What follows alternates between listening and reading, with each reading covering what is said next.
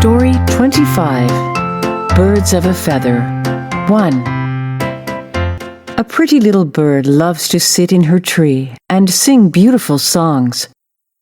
Her friends gather and listen to her every day. One day, a cat comes to the tree. He does not like the little bird singing. "Stop! Stop! Stop!" shouts the cat. "This is my tree now, and I will not allow singing here." He runs across a branch and frightens the little blue bird.